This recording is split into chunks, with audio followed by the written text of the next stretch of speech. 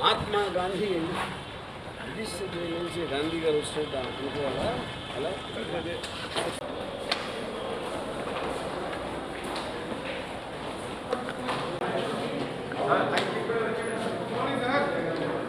Good evening sir.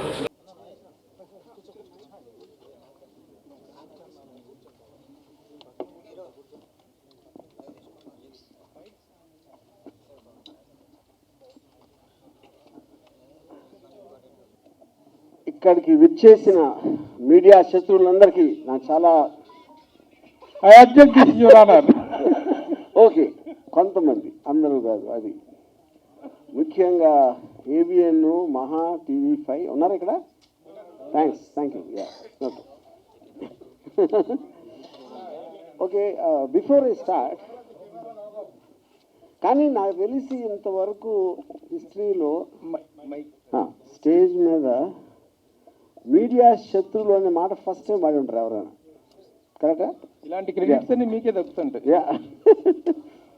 Okay, so నాకు అంటే ఇప్పుడు రకరకాల వేరే వేరే ఛానల్స్లో వేరే వేరే బిట్స్ ప్రోగ్రామ్స్లో వేరే వేరే న్యూస్ ఉన్నాయి కాబట్టి వచ్చినాయి కాబట్టి నాకు ఒక్కసారి ఆ టైం లైన్ ఈవెంట్స్ అనేది ఒక ఆర్డర్లో చెప్తే దాని తర్వాత నేను చెప్పేదానికి మీరు అడిగిన దానికి ఒక సెమిలెన్స్ ఉంటుందని అవును. ఇప్పుడు ఫస్ట్ నేను ఎప్పుడో ఒక సంవత్సరం క్రితం ఒక ట్వీట్ పెట్టాను, 1, 2, 3 ఏదో సంథింగ్.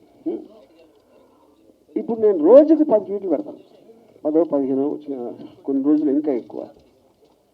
అంటే ఈ సంవత్సర కాలంలో కొన్ని వేలు పెట్టి ఉంటాను ఆ లెక్కన.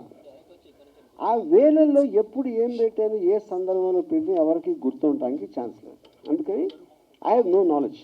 అది ఇప్పుడు రెండో పాయింట్, దాని వలన ఒకరి మనోభావాలు దెబ్బతిన్నాయి. దానిపైన కంప్లైంట్ పెట్టడం జరిగింది. ఇప్పుడు ఇక్కడ ఒక పాయింట్ ఏంటంటే, సంవత్సరం తర్వాత ఎందుకు లేచారు సడన్గా నిద్ర అంటే, ఓకే పాసిబుల్ నిజంగా చూసి ఉండకపోవచ్చు, కానీ హర్ట్ అయ్యాడు, ఓకే.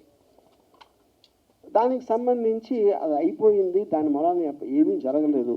ఆ టైంలో వచ్చినప్పుడు నాకు తెలిసి మీడియాలో కూడా ఏంటి ఇలా వచ్చిందా అని ఎవరన్నా అడిగినది కూడా నాకు గుర్తులేదు. అంటే ఎవరో దాన్ని పట్టించుకోండి, ఈయన ఒక్కరే సంవత్సరం తర్వాత పట్టించుకున్నారు, అదొకటి. సో అప్పుడు నేను బిజీగా ఉంటాం వలన నేను ఒక డిఫర్డ్ టైం అడిగాను, ఆ ఇన్స్పెక్టర్ గారు ఇచ్చారు. మళ్ళీ ఆ టైం వచ్చేసరికి ఇంకో విషయం ఏం జరిగిందంటే, 4-5 చోట్ల వేరే వేరే వాళ్ళు వేరే వేరే డిస్ట్రిక్ట్లో అదే కేసు పెట్టారు, సేమ్ థింగ్. సంవత్సరం తర్వాత 4-5 ఒకేసారి మేల్కొంటాం ఏంటనేది ఆబ్వియస్గా ఒక సస్పిషియస్ నేచర్ అనిపించింది. ఇప్పుడు యాంటిసిపేటరీ బెయిల్ బై డెఫినేషన్ దానికి ఉన్న ప్రొవిజన్స్లో మీరు ఒక నార్మల్ ప్రొసీజర్ ప్రకారం జరగట్లేదు అని ఒక అనుమానం వచ్చినప్పుడు మీరు కోర్టుకి చెప్పి అప్పుడు కోర్టు డిసైడ్ చేస్తుంది, ఇది దానికి బెయిల్ ఇవ్వడానికి ఉందా లేదా, అసలు ప్రైమరీ ఫీజు బట్టి దేన్ని బట్టి వాట్ ఎవర్ లా పాయింట్స్ బట్టి. అది నా వర్క్ కూడా అవ్వకపోవటం వలన నేను మళ్ళీ అడిగాను ఇంకొక డేటు కావాలంటే అర్జెంట్ అయితే నేను వర్చువల్ అపియరెన్స్లో వీడియో ద్వారా ఇస్తాను. అది చాలామంది చేస్తున్నారు, సుప్రీంకోర్టు మీద కూడా దాని ఉంది. Prime Minister Narendra Modi also he supported that for quick and efficient service and justice. అప్పుడు నేను ఆ టైంలో 11 గంటలకి ఎప్పేర్ అవ్వాలి 25వ తారీఖు అంటే నేను 10 గంటలకి నేను ఒక రిప్లై ఇచ్చాను, ఇలా కుదురుతుందని. ఒక 20 నిమిషాల్లో పోలీసులు వచ్చారు, నేను పెట్టిన 20-30 మినిట్స్లో. అది కూడా మీడియాతో పాటు వచ్చారు. ఆ మీడియా ఎవరంటే ఏబిఎన్, మహా, మన గ్రేట్ TV5 వాళ్ళే అంటలేదు, ఇంకా వేరే వాళ్ళు కూడా వచ్చారు. ఆ టైంలో నేను లేను దానిలో. అది కొంచెం సేపు ఉండి ఒక మేబీ 2-3 అవర్స్ వాళ్ళని వెళ్ళిపోయారు. ఇంతకు తప్ప ఇంకేమీ జరగలేదు. ఇది 25th ఎప్పుడైతే ఇది స్టార్ట్ అయిందో ఓపెనింగ్ సీక్వెన్స్ ఇది. మిగతా సినిమా అంతా మీడియా తీశారు. నన్ను సెంట్రల్ క్యారెక్టర్ పెట్టి వాళ్ళు స్క్రిప్ట్ రాసేసి ఏంటి దాంట్లో కొన్ని కీలక సన్నివేశాలు ఆర్జీబీ గోడ దూకి పారిపోయాడు, మంచం కింద దాక్కున్నాడు, లేకపోతే కోయంబత్తూరులో ఉన్నాడు, కేరళలో ఉన్నాడు, ఇక్కడ ఉన్నాడు, అక్కడ ఉన్నాడు. 6 టీములు గాలిస్తున్నాయి, జల్లెడ పడుతున్నాయి, ఎనిమిది హెడింగ్స్. ఇప్పుడు నా క్వశ్చన్ ఏంటంటే చాలా కామన్ సెన్సికల్ పాయింట్ దీంట్లో. ఇద్దరు పార్టీలు ఉన్నారు, ఒకళ్ళు అరెస్ట్ చేయడానికి వచ్చారు, ఒకళ్ళు అరెస్ట్ చేయాల్సి ఉంది. ఇప్పుడు దీంట్లో ఫస్ట్ అరెస్ట్ చేయడానికి వస్తే ఎవరైనా ఏం చేస్తారు, డన్లోకి వస్తారు. అది నా ప్లేస్ కాబట్టి. పోలీసులు వచ్చారా, రాలేదు, అది ఓకే, వాళ్ళ కారణాలు వాళ్ళకు ఉండొచ్చు. వీళ్ళు అడిగారా ఎందుకు వెళ్ళట్లేదు లోపలికి అని అడగల. నేను ఇంతవరకు ఈ లాస్ట్ 7-8 రోజుల్లో ఒక పోలీస్ ఆఫీసర్ దీని గురించి మాట్లాడింది వెళ్ళదు. ఇలా అవుతుంది, ఇలా చేస్తున్నాం, టీములు ఫామ్ చేసాం, అన్ని కేసులు చెప్తారు కదా, క్రిమినల్ కేసులు ఇన్ని టీమ్స్ ఫలానా వాడిని ఎతుకుతున్నాయని వాళ్ళు చెప్పారా, చెప్పలా. నార్మల్ ఆస్పెక్ట్లో డెన్లోకి లేకపోతే నాకు క్లోజ్ ఫ్రెండ్స్, నా పార్ట్నరు, నా ఫ్రెండు, నా ఫ్యామిలీ, మా సిస్టరు వాళ్ళ దగ్గరికి వెళ్ళాలి. అక్కడ దొరకపోతేనే నెక్స్ట్ వైడింగ్ చేస్తారు. ఇవన్నీ వదిలేసి వైడింగ్ చేయడం అంటే అది ఏమన్నా అర్థం ఉందా? అది ఎవరు అర్థం? పోలీసులు కంపెనీ వాళ్ళు చెప్పలేదు మేము చేస్తున్నామని. స్క్రీన్ ప్లే మొత్తం, స్క్రీన్ ప్లే, దర్శకత్వం, పాటలు, మాటలు, బ్యాక్గ్రౌండ్ మ్యూజిక్ అంతా చేసింది మీడియా. అప్పుడు దీంట్లో లార్జర్ పాయింట్ ఏంటంటే, నా కేసు ఒకసారి పక్కన పెడితే నేను ఒక చిన్న ఎగ్జాంపుల్ ఇస్తాను. అరవింద్ వాలెస్ అని ఒక చాలా ఫేమస్ రైటరు ఆల్ మైటీ అని ఒక బుక్ రాశారు 70s, 1975 ఇప్పుడు. అదేంటంటే న్యూస్ పేపర్ ఇండస్ట్రీలో పర్టికులర్ న్యూస్ పేపర్ ఓనర్ తను అన్ని పేపర్లకు ఒకే న్యూస్ వస్తాయి కదా, మన న్యూస్లో స్పెషాలిటీ ఉంటుంది. మన పేపర్లో ఒక యూనిక్నెస్ అనేది లేకపోతే మనది ఎందుకు ఎక్కువ కొంటారు అని ఒక ఆలోచనతో మన దగ్గరే ఉండాలి ఆ న్యూస్. అప్పుడు ఎలా అవుతాయి, మన దగ్గరే మనమే సృష్టించాలి అని ఇన్సిడెంట్లు క్రియేట్ చేసి ఆ ఒక్క పేపర్లోనే ఇన్సిడెంట్లు వచ్చాయి. ఇన్సిడెంట్ క్రియేట్ చేసింది కూడా ఇతనే. అది దీన్ని బేస్ చేసి అంతిమ తీర్పు అలాంటి కొన్ని సినిమాలు కూడా వచ్చినాయి ఆ టైంలో, ఆల్మైటీ బుక్ బేస్ చేసి. కానీ ఇప్పుడు ఒక ఎక్స్ట్రాడినరీ అడ్వాన్స్మెంట్ ఏమైపోయిందంటే న్యూస్ సృష్టించగల ఉన్న న్యూస్ని మీరు వేరేగా చూపించారు. అది మనం ఇప్పుడు డెవలప్మెంట్ అయ్యింది. అది సో దానికి ఎగ్జాంపుల్ ఇందాక ఇచ్చాను. అది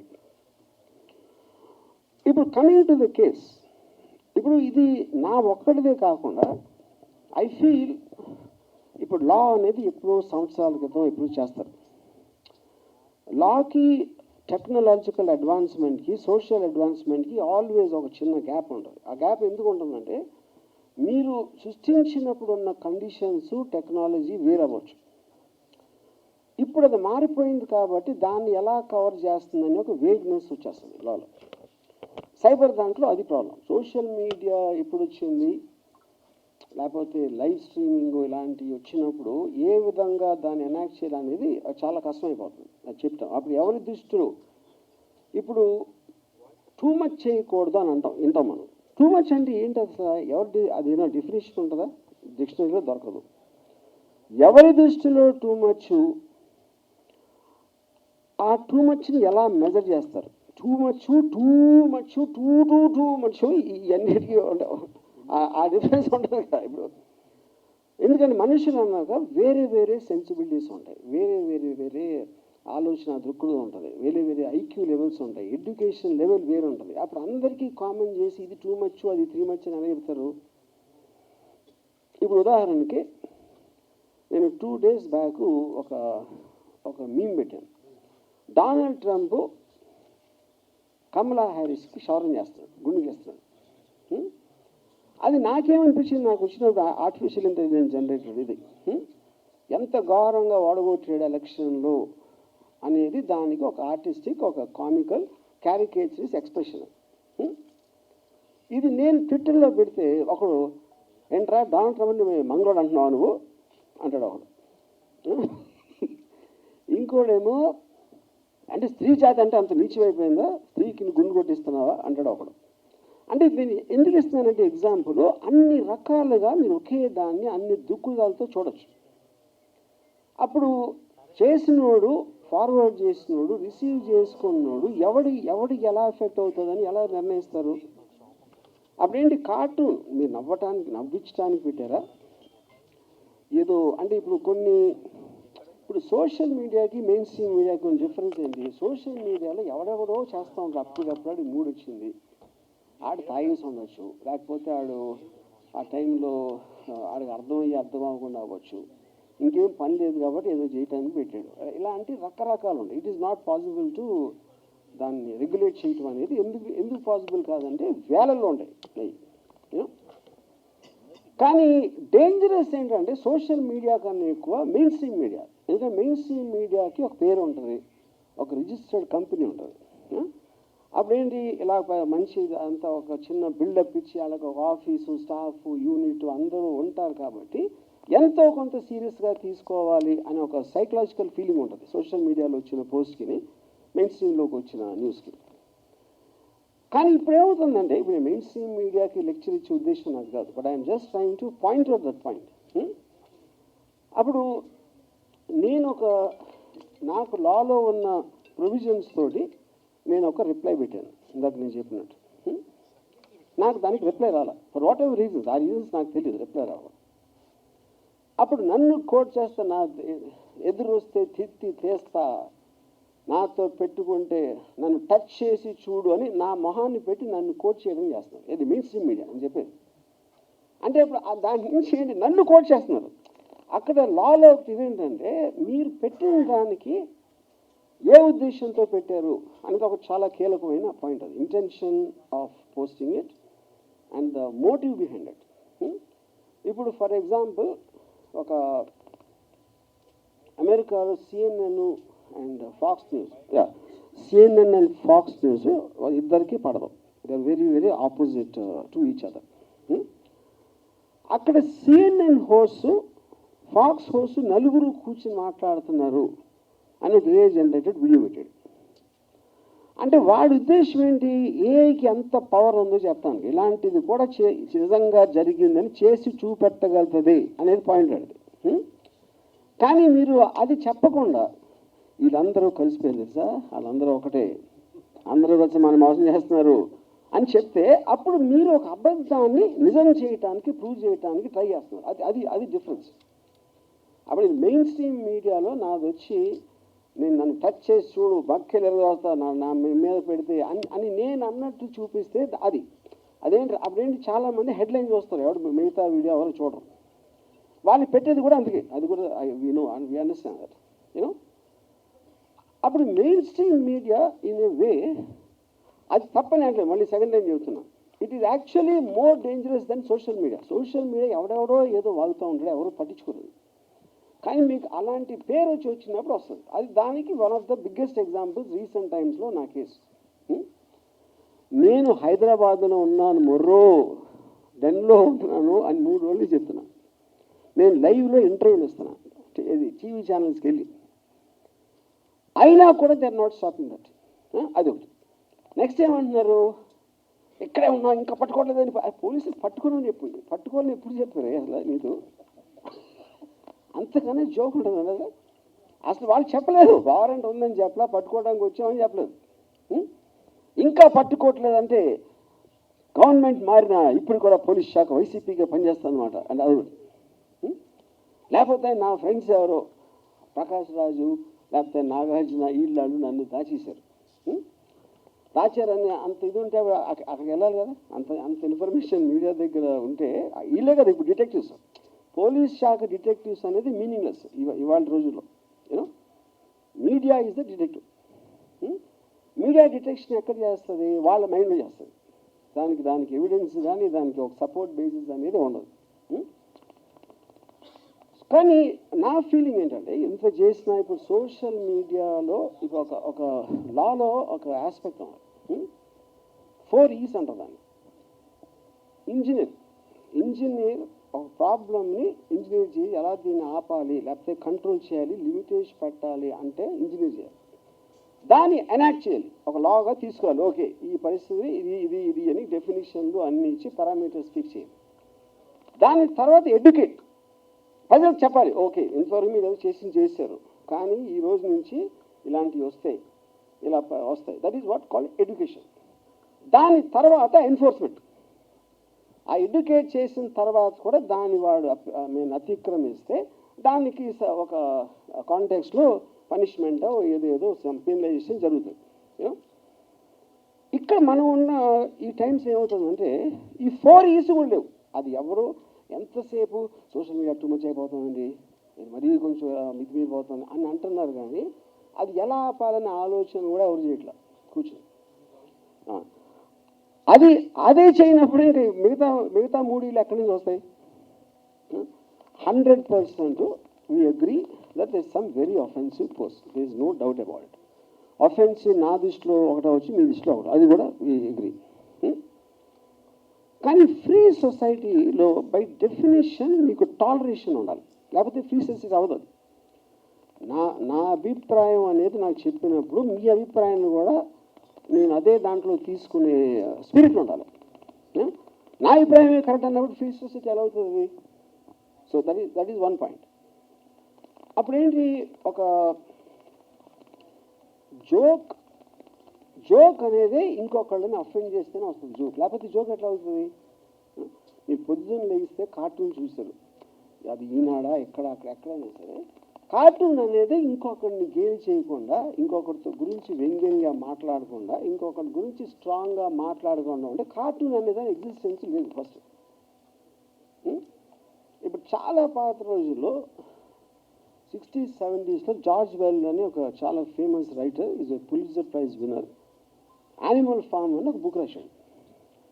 దాంట్లో తన దేశంలో కమ్యూనిజంకి డెమోక్రసీకి ఉన్న డిఫరెన్స్లో తను ఏం చెప్పాడంటే, ఒక ఫామ్ క్రియేట్ చేసి దాంట్లో జంతువుల్ని ఈచ్ ఐడియాలజీకి పెట్టాడు. గాడిద ఒక ఐడియాలజీ, గుర్రం, పంది, గొర్రె, ఇలాంటి డిఫరెంట్ ఐడియాలజీ. అప్పుడు ఆ ఫామ్ అనేది ఒక కంట్రీ అయ్యి మనుష్యులు యానిమల్స్ అయినప్పుడు ఎలా ఉంటుంది అనేది, అది అతని ఉద్దేశం. అది హైలీ రెస్పెక్టెడ్ బుక్. ఆ బుక్ అని ఇవాళ ఎవరైనా రాసి ఉంటే, అది కాకుండా నా కాస్ట్ ఇదంటావా, నా కంట్రీని గుర్రం అంటావా, నా కంట్రీని గాడిద అంటావా, మొత్తం అందరూ కొట్టుకుంటారు. మొత్తం సోషల్ మీడియా మొత్తం ఆ బుక్ని బ్యాన్ చేయాలి, అది చేయాలి మొదలు పెడతారు. You know, so coming back to the same thing what is said, tolerance of the other persons manner of you. ఇప్పుడు నా గురించి ఎన్నో మీమ్స్ పెడతారు. నేను ఒక ట్వీట్ పెడితే 90% నా మీద బ్యాడ్ థింగ్స్ చెప్తారు. అది బూతులు పెట్టచ్చా, మా ఫ్యామిలీ మీద అనొచ్చా, ఇదా అదా ఏదో ఒకటి. సోషల్ మీడియా అంటేనే చేసేది అది మొత్తం, అన్ని చోట్ల అందరూ, నేను చెప్పేది ఒకళ్ళిద్దరు కాదు. అప్పుడు వాటిని మీరు రిస్ట్రిక్ట్ చేయలేరు కాబట్టి నేను ఇందాక చెప్పింది సీరియస్గా తీసుకోవట్లేదు. America is not able to control. మొత్తం 2024 ఎలక్షన్లో total thing was on memes. ఇప్పుడు డొనాల్డ్ ట్రంప్ ట్రయల్ జరుగుతుంటే ఆల్విన్ బ్రాగ్ అని attorney general of United states, Trump ఒక మీమ్ పెట్టాడు. ఆల్విన్ బ్రాగ్ ఉంటే వెనకాల నుంచి బేస్బాల్ బ్యాట్ తోటి తల మీద కొడుతున్నట్టు పెట్టాడు. ఏది తన ఓన్ ట్విట్టర్లో. అది ఆ తర్వాత అమెరికన్ ప్రెసిడెంట్ అయిపోయాడు, అది వేరే విషయం. దాని తర్వాత సో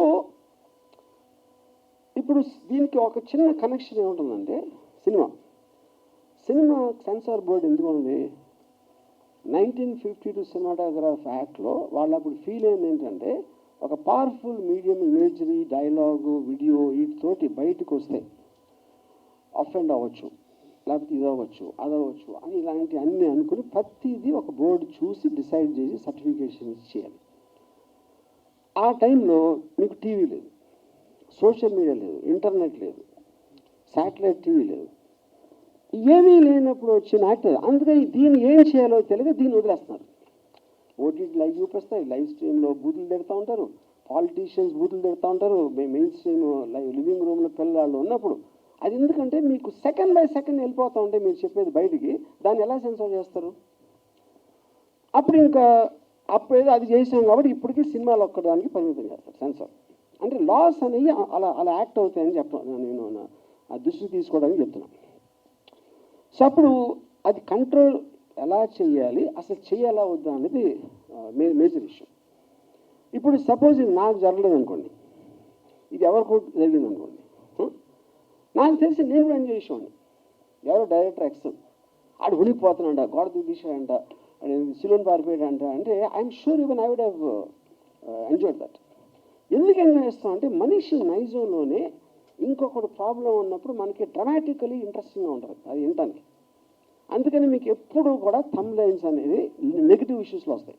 నెగిటివ్ థంబ్ లైన్ ఉంటేనే ఓపెన్ చేస్తారు, లేకపోతే ఓపెన్ చేయడం దాన్ని ఫస్ట్. అప్పుడేంటి అదే ఫ్యాక్ట్ అని అనుకుని ఓకే అని అనుకోవచ్చు. ఎందుకంటే మీరు చెయ్యలేని దాంతో మన కోవిడ్ వచ్చినప్పుడు సహజీవనం చేయాలని చెప్పారు కదా, అంతే. అప్పుడు అది ఇది అనుకుంటే అలా తీసుకుంటే అసలు ప్రాబ్లమే లేదు. So more than this this is what I want to say. I think మరీ ఎక్కువ లెక్చర్ ఇస్తే I'm sorry for that. Yeah,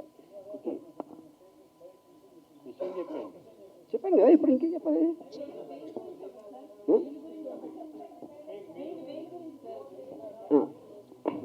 కాదండి, ఇప్పుడే బెయిల్ ఏ పరిస్థితుల్లో వేస్తారు అని చెప్పారు ఆల్రెడీ. అది ఏం లేదా మీరు?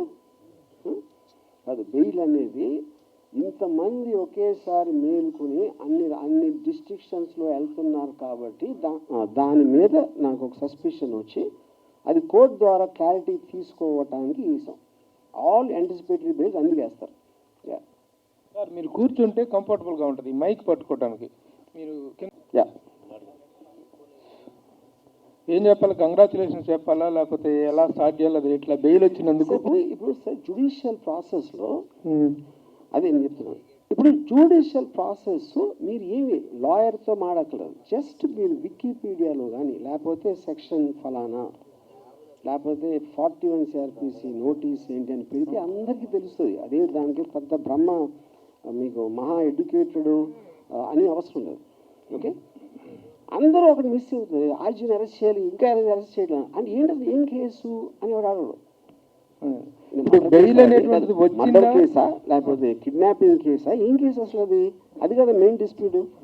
అది మీరు ఒక్కసారి అది మీరు దాని మీద ఫోకస్ పెడితే మీకు ఫస్ట్ ఏం అర్థం అవుతుంది, రోజుకి 500 చూస్తున్నాం కదా ఇలాంటి మీమ్స్, అందరూ చేస్తారు కదా మొత్తం దేశం అంతా, ఇదేంటి అంత స్పెషల్ అని అడుగుతారు కదా. అది అడగకుండా ఉట్టి అరెస్ట్ అరెస్ట్ అరెస్ట్ అరెస్ట్ అంటే ఎలాగా? ఇప్పుడు బెయిల్ పూర్తి స్థాయిలో వచ్చింది, సోమవారానికి వాయిదా వేశారు కదా. అది జ్యుడిషియల్ ప్రాసెస్. ప్రాసెస్లో ఇంటరిమ్ బెయిల్ ఇస్తారు ఒక డేట్కి, దాని తర్వాత ఎక్స్టెండ్ చేస్తారు, లేకపోతే ఇంకోటి ఇస్తారు, లేకపోతే ఇంకోటి ఏదో వేరే పిటిషన్స్ అన్నీ వేస్తున్నాం. అదంతా డ్యూ ప్రాసెస్. ఆ డ్యూ ప్రాసెస్ అనేది ప్రతి దాంట్లో ఉంటుంది. కానీ మెయిన్ పాయింట్ ఎక్కడంటే నేను యాంటిసిపేటరీ బెయిల్ ఇస్తున్న రీజన్ ఆల్రెడీ చెప్పాను. కానీ ముఖ్య రీజన్ ఏంటంటే పోలీసులు ఇంతవరకు చెప్పలా నన్ను అరెస్ట్ చేస్తానని, అరెస్ట్ చేయబోతున్నామని చెప్పలా. అది మెయిన్ పాయింట్ నేను చెప్పేది. అది మీరు అవాయిడ్ చేసేసి మొదలంతా అరెస్ట్ అరెస్ట్ అరెస్ట్ అని అంటున్నారు. అది ఇప్పుడు మీకు హెల్ప్గా నిలబడింది ఇండియన్ జ్యుడిషియరీనా, లేకపోతే గతంలో ఒకసారి వ్యూహం సినిమా రిలీజ్ అప్పుడు, ఒక్క నిమిషం సార్, వ్యూహం సినిమా రిలీజ్ అప్పుడు ఎలా మీరు సెన్సార్ మేనేజ్ చేశారు, ఎలా how we could have come out of this అని అడిగితే దావూద్ ఇబ్రహీం హెల్ప్ చేశాడని చెప్పారు మీరు. ఇప్పుడు ఎవరు హెల్ప్ చేశారు అంటే ఇప్పుడు దావూద్ ఇబ్రహీం హెల్ప్ చేశాడని మీరు నమ్మారు? అది జోక్ అని కూడా తెలియదు మీకు. ఇప్పుడు కూడా చెప్పేదాన్ని ఇప్పుడు ఫర్ ఎగ్జాంపుల్ డ్యూ ప్రాసెస్లో దానికి ఉన్న సెక్షన్స్, దానికి ఉన్న ఎలిమెంటు, ఇప్పుడు ఒకటి ఏదన్నా జరిగినప్పుడు సపోజ్ ఆ ట్వీట్ ఉందనుకోండి, దానికి ఒక యాక్షన్ జరగాల. మీరు చెప్పి నేను మిమ్మల్ని ఇప్పుడు చెప్పాను ఫలానా వాడిని కొట్టమని చెప్పాను, నేను చెప్పాను అంతే. మీరు కొట్టి ఏం చేస్తారు, ఆర్జీవీ చెప్పానంటారు. ఆర్జీవీ చెప్పినందుకు కొడితే అది నాకు దాని నుంచి డైరెక్ట్గా మీరు ఒక లాభం అనేది ప్రూవ్ చేయలేకపోతే నేను చెప్పినా కూడా that won't become an offence. Okay, so ఇప్పుడు 1 year బ్యాక్ నేను పెట్టిన ఏదైతే చెప్తున్నారో అది దాని వలన ఏం జరిగింది, అసలు ఇంత 1 yearలో ఏం జరిగింది ఒకటి. రెండోది, ఆ రోజున ఈయనంటే ఇప్పుడు నిద్రలేసాడు పెట్టినాడు, ఆ రోజున ఉన్న మెయిన్ స్ట్రీమ్ మీడియా ఇంక్లూడింగ్ వాళ్ళతో ప్రోలో ఉన్నా కూడా వాళ్ళు ఏదైనా అనుకున్నారో దాని గురించి అనుకోవాలి. ఎందుకు అనుకోలేదంటే వాళ్ళు చేస్తారు, అదే చేస్తారు, ప్రోగ్రామ్స్ చేస్తారు. ఏది గ్రూపులు పెట్టి, ఇది పెట్టి, క్యారికేచర్స్ పెట్టి, కార్టూన్స్ పెట్టి, పొలిటికల్ లీడర్స్ని కానీ సెలబ్రిటీస్ని కానీ ఎవరినైనా కంటిన్యూస్గా మీరు కార్టూనిష్గా చేయటం అనేది it's a culture in the whole world, in a free world. Yeah Ajeev గారు, అయితే 1 year బ్యాక్ జరిగిన దానికి కేసులు పెట్టడం ఏంటని మీరు అడిగారు. ఆ లాస్ట్ 5 yearsలో కూడా మీరు సినిమాలు తీశారు, ఈ గవర్నమెంట్ మారిన తర్వాత మానేశారు. ఎవరికి టైం వచ్చినప్పుడు వాళ్ళు నడిపిస్తారని ఎందుకు అనుకోవట్లే మీరు? ఎవరికి టైం వచ్చినప్పుడు వాళ్ళు నడిపిస్తారంటే ఏం నడిపిస్తారు అంటే మీరు పొలిటికల్ మూవీస్ చేయనన్నారు కదా, ఇప్పుడు కూడా చెయ్యొచ్చు కదా. ఎందుకు చేయాలి? మూవీస్ చేయడానికి నా రీజన్ అప్పుడు భయపడ్డారు అనుకోవచ్చు కదా దాన్ని. నేను ఇది చెప్పింది ఎప్పుడు వ్యూహం రిలీజ్ అవ్వకముందు చెప్పాను. నేను ఇంకా పొలిటికల్ మూవీస్ చేయను. ఎందుకు చేయని చెప్పానంటే నాకు ఆ సెన్సార్ డీలేస్ అంతా చిరాకేసాను. అది ఇది అన్నీ చెప్పి నా మొత్తం టైం 1 year వేస్ట్ అయిపోయింది దాంట్లో. దాని మూలాన ఆ విధంగా నేను డెసిషన్ తీసుకున్నాను. అది నేను చెప్పింది. సో మీడియా గురించి మాట్లాడారు కదా, సెన్సార్ సినిమాలకు ఉన్నట్లే మీడియాకు కూడా ఉండాలి అని చెప్పి. ఉండాలి అని చెప్పలేదు, ఉంటే బాగుంటుంది పోనీ. నో కుదరదు. ఎందుకంటే మీకు నాన్ బట్ ఎవరు టెలికాస్ట్ చేసింది వాళ్ళకి డేటాబేస్ లో రికార్డ్ అయ్యి ఉంటుంది. మీ మీద ఆరోపణలు చేశారు, లేకపోతే మీ బొమ్మలు ఇలా కార్టూన్ రూపంలో వేశారని చాలా చెప్పారు కదా. సో దాని మీద మీరు కేసు ఫైల్ చేసుకోవచ్చు కదా, మీకు స్కోప్ ఉంది కదా, నాకు అవమానం జరిగింది అని. నాకు టైం లేదు. ఎందుకంటే నేను బతికేది ఎవడో నా మీద అన్నాడు, ఆడేదో అన్నాడని వాడు వెనకాల పట్టను నా టైం నేను వేస్ట్ చేసుకోను. నేను అది చెప్పేది.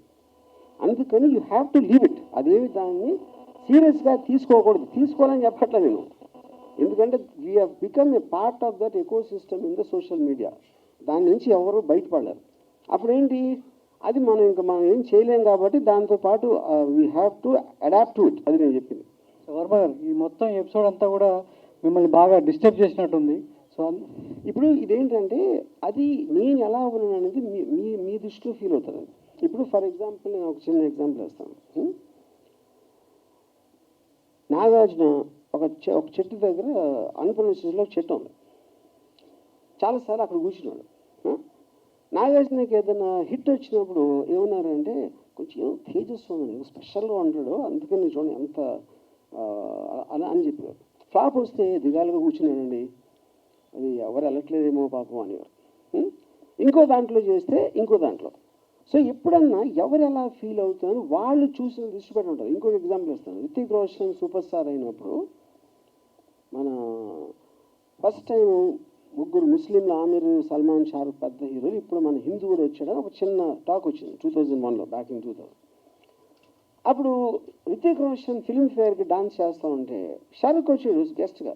వీళ్ళందరూ షారుఖ్ మొహం మీద కెమెరా పెట్టి చూడండి ఇక్కడ నవ్వట్లేదు, లోపల కుమిలిపోతున్నాడు, అదేమో ఇదేమో ఇది అంతే. ఎవరన్నా షారుఖ్ ఏమనుకుంటే ఎవరికి తెలియదు అసలు అక్కడ. అప్పుడు ఏంటంటే నేను ఎలా ఉన్నాను అనుకుంటే మీకు ఆనందం అనిపిస్తుందో అది మీరు అనుకోండి. అది ఈజీ కదా.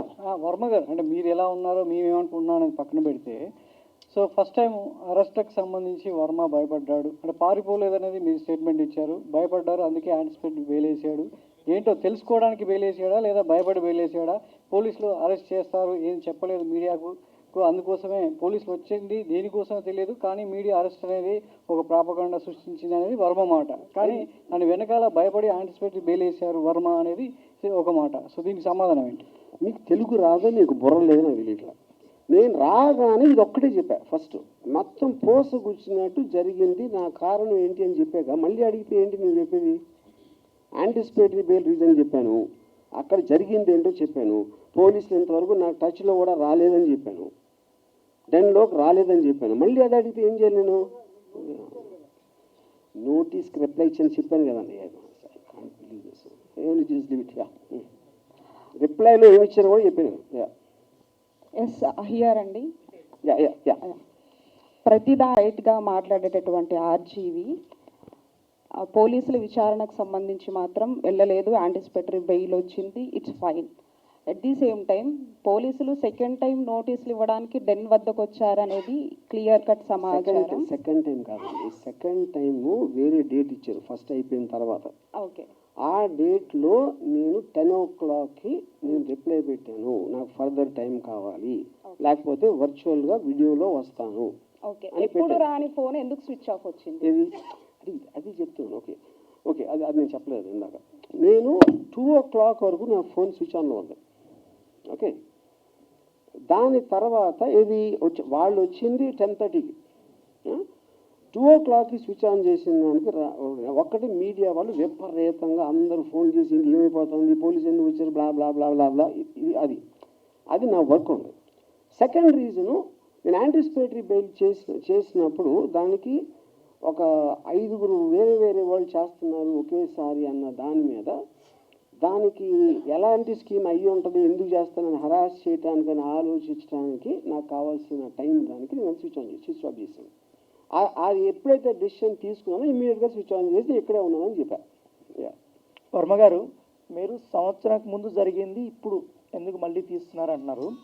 సంవత్సరానికి ముందు మీరు చేసినటువంటి పోస్టులు, మీ అకౌంట్ నుంచి వచ్చినటువంటి పోస్టులు, తర్వాత వచ్చినటువంటి సినిమాలకు సంబంధించి అప్పుడు పవన్ కళ్యాణ్ ఉద్దేశించి మీరు చేసినటువంటి కొన్ని వ్యాఖ్యలు, అప్పుడు జనసేన వాళ్ళు రియాక్ట్ అయ్యారు. కొంతమంది పోలీస్ స్టేషన్ దగ్గర కూడా కంప్లైంట్ ఇచ్చారు. బట్ ఏమనంటే అప్పుడున్నటువంటి గవర్నమెంట్ ఆ కంప్లైంట్లు తీసుకోలేదు. బట్ ఇప్పుడు ఎందుకు ఈ కంప్లైంట్లు తీసుకున్నారు? అది నాకు ఎలా తెలుస్తుంది? మీరు స్పెసిఫిక్గా చెప్పకపోతే. అది ఫస్ట్ ఆఫ్ ఆల్ గవర్నమెంట్ మీడియాలో అన్నిట్లోనే వచ్చింది, మీ వ్యాఖ్యలు అన్నీ వచ్చాయి. ఎక్కడ కాదు వచ్చింది. ఇట్స్ డిబేటబుల్, డిబేట్స్ కూడా జరిగాయి సార్. మీరు చేసిన ప్రతి ఒక్క ట్వీట్ గురించి ప్రతి ఒక్క ఛానల్ డిబేట్ కూడా జరిగాయి. పొలిటికల్ దాంట్లో అందరూ డిబేట్ చేస్తారు. జ్యుడిషియరీలో స్పెసిఫిక్ కేసు చెప్పాలి. ఇప్పుడు ఇక్కడ స్పెసిఫిక్ కేసు చెప్పాలి కాబట్టి మాట్లాడుతున్నాం. ఎగ్జాక్ట్గా నేను అదే చెప్తున్నా. మీరు పెట్టినటువంటి 3 గాడిదలకి ఆ ఫోటోలు పెట్టారు కదా, మూడు ఫోటోలు, అదిను వ్యూహం సినిమాలో పవన్ కళ్యాణ్ పోలినటువంటి వ్యక్తి పెట్టి అక్కడ ఉన్నటువంటి సందేశాలు కానీ వ్యాఖ్యలు కానీ వాటి మీద జనసేన వాళ్ళు మీ డెన్ దగ్గరకు వచ్చారు, మీ పైన ఆరోపణలు చేశారు. ఆరోపణలు కాదు, అరిశారు. తర్వాత మీరు కూడా ప్రెస్ మీట్లు పెట్టారు. వాళ్ళు కేసులు పెట్టినా కూడా కేసులు తీసుకునేది అప్పుడు ప్రభుత్వం. నేను అదే అంటున్నా, ఆ కేసు ఎక్కడ పెట్టారు నాకు ఎట్లా తెలుసు? ఆంధ్రాలో విజయవాడలో పెట్టారు. వచ్చి అరిసింది డెన్ దగ్గర. ఎక్కడ పెట్టారు కేసు చెప్పండి, ఏ స్టేషన్ చెప్పి పెట్టారు? పంజాగుట్లో కూడా కేసులు పెట్టారు, బట్ తీసుకోలేదు అప్పుడు.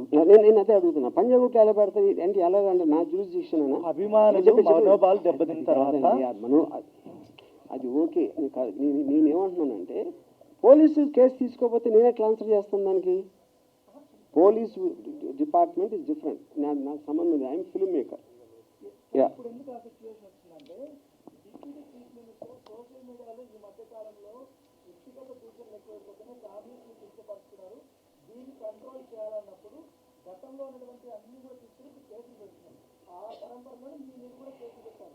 అది నాకు తెలియదు. ఎందుకంటే నాకు తెలియకుండా ఐ డోంట్ వాంట్ టు ఫలానా వాళ్ళు మలానా అవుతుంది కాదు ఫలానా వాళ్ళు చేస్తున్నారు, ఫలానా వాళ్ళు చెప్పారు నేను చెప్పలేను. ఎందుకంటే ఆ నాలెడ్జ్ నా దగ్గర లేదు.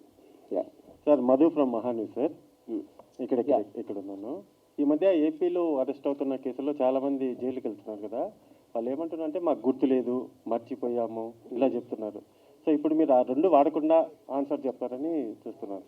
అరే నేను అదే అండి, first of all A case ఆ కేసు డీటెయిల్స్ చెప్తేనే కదా. మద్దిపాడు పోలీస్ స్టేషన్ ఒకటి. మద్దిపాడు కాదు, ఇందాక మీరు చెప్పారు కదా ఇలా చెప్తున్నారు. అది ఆ క్వశ్చన్ నాది కాదు సార్, ఇది వేరు. నేను టోటల్గా నేను అనే కేసు వేరు, నా క్వశ్చన్ వేరు. మద్దిపాడు పోలీసులు ఆర్జీవీ డెన్ దగ్గరికి వచ్చిన తర్వాత 2 days మీరు కనిపించలేదు సార్. సినిమా షూటింగ్ 2 days అని ఎలా చెప్తున్నారు? మీరు కనిపించలేదు. వాళ్ళు ఉన్నది 2 గంటలు. ఇప్పుడే చెప్పా 3 సార్లు. 2 days బ్యాక్ వరకు కూడా మద్దిపాడు పోలీసులు హైదరాబాద్ లో ఉన్నారు సార్. అక్కడ మీరు చెప్పారా? నాకు తెలుసు సార్, నా దగ్గర ఉంది సార్, ప్రూఫ్ ఉంది. చూపించండి ఇప్పుడే. ఆయన పేరు నోట్ చేసుకోండి. నా పేరు మధు సార్, లో పనిచేస్తాను. మీరు పోలీస్ ఆఫీసర్ 2 రోజుల నుంచి మేము గాలిస్తున్నాం అన్న వీడియో మీరు చూపిస్తే కనుక సార్ నేను మీకు ₹1,00,000 ఇస్తాను ఇమీడియట్ గా. చూసుకోండి. రండి సార్, ఈ ప్రెస్ మీట్ అయిపోయిన తర్వాత మీకు ఆడియో వినిపిస్తాను సార్.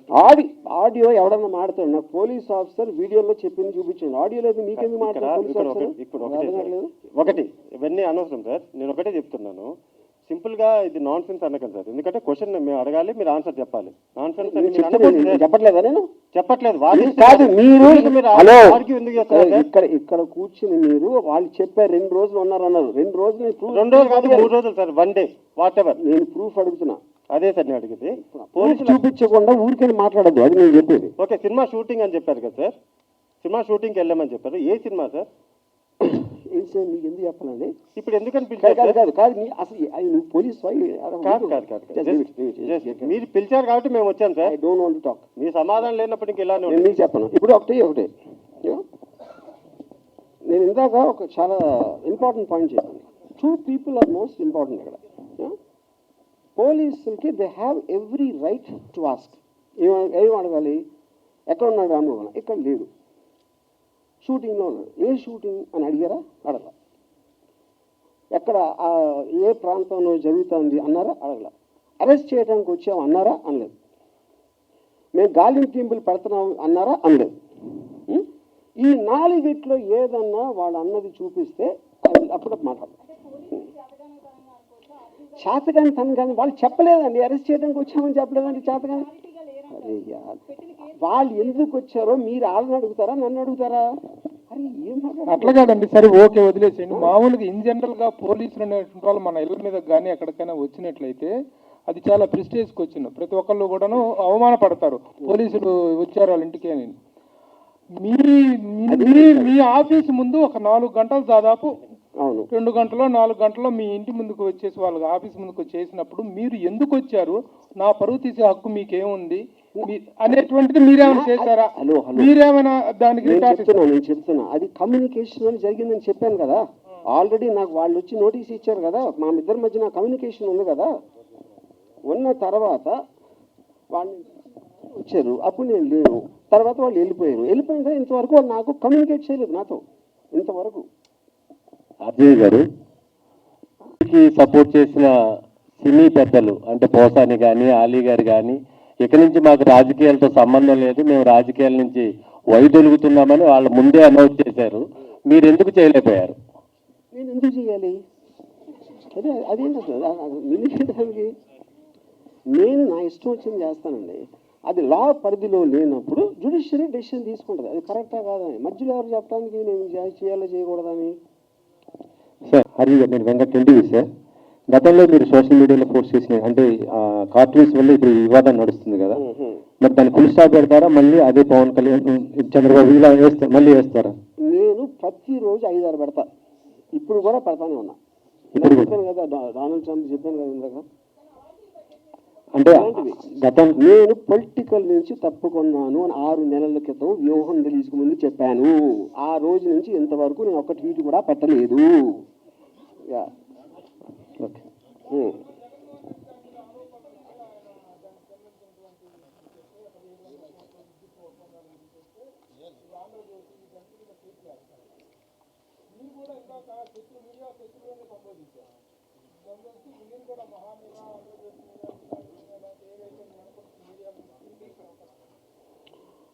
అది case I want to do దాన్ని, అంటే నా కారణాలు వేరు ఉండొచ్చు, ఆ కారణాలు డీటెయిల్స్ నేను తర్వాత చెప్తాను. బికాజ్ ఇది దిస్ కమ్స్ ఏది ఏది ఏది ఏది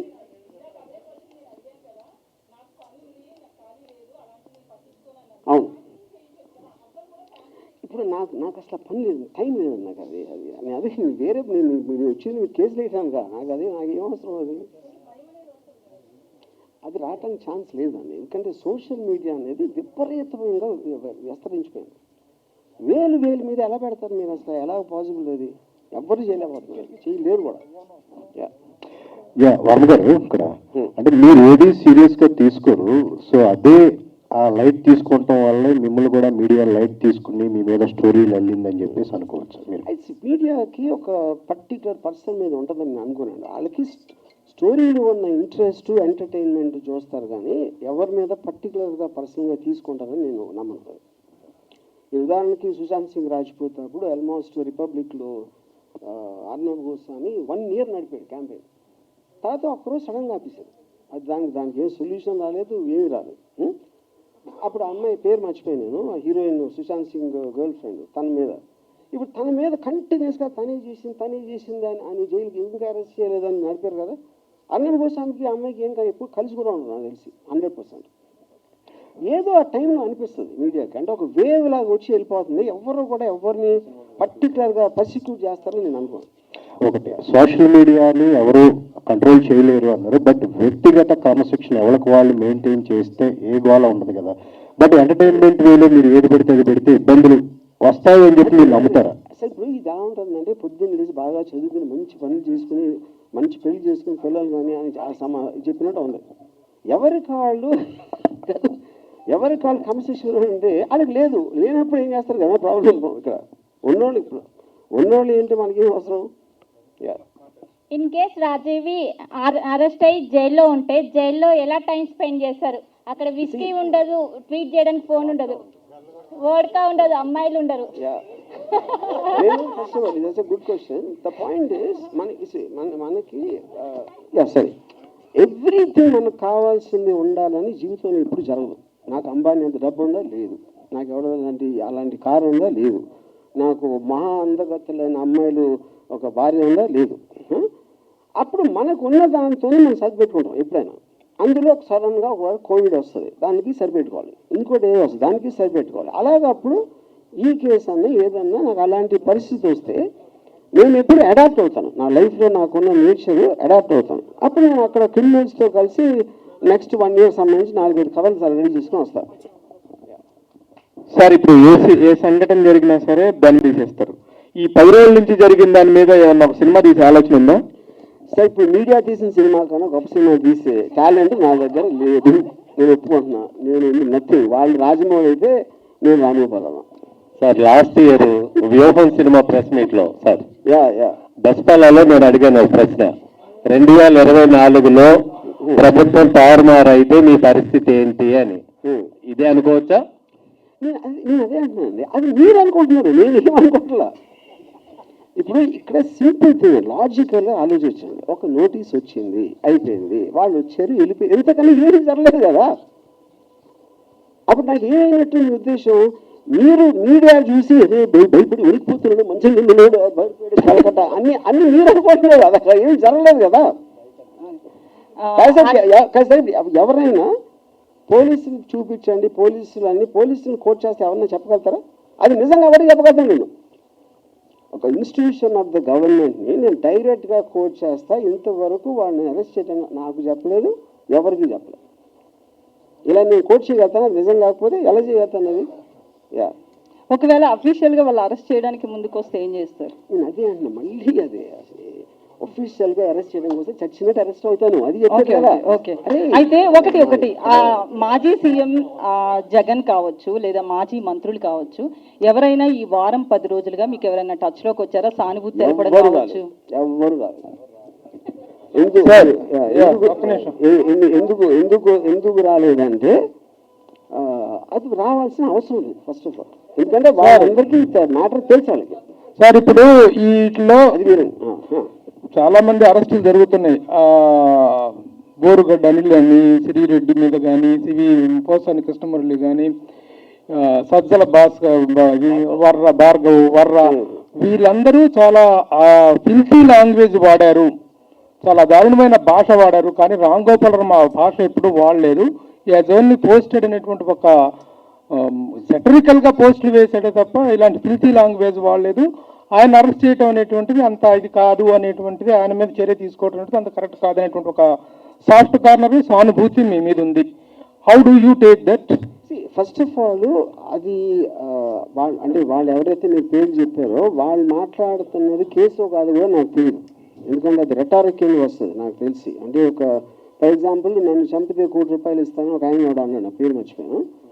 ఇప్పుడు అంత డైరెక్ట్గా కాంట్రాక్ట్ కిల్లింగ్ మర్డర్ చేయమని ఆఫర్ ఇచ్చిన అతని మీద కేసు ఏమో కంప్లైంట్, బట్ నథింగ్ హ్యాపెన్. ఎందుకంటే టీవీలో కూర్చుని చెప్పటానికి ఏ భాష, ఇవాళ భాష ఎవరు వాడట్లేదు, బూత్ మాటలు ప్రతి లీడర్ వాడుతున్నారు. మినిస్టర్ పోస్ట్లో ఉన్నవాళ్ళు వార్తలు బూతులు మాట్లాడు, పోలీసులను తిడతారు, వాళ్ళని చేస్తారు. అసలు ఎవరు చూసిన ఇంగిత జ్ఞానం లేకుండా కూడా తిడతారు. వాళ్ళందరి మీద కేసులు ఉన్నాయా? ఎక్కడ లేవు కదా.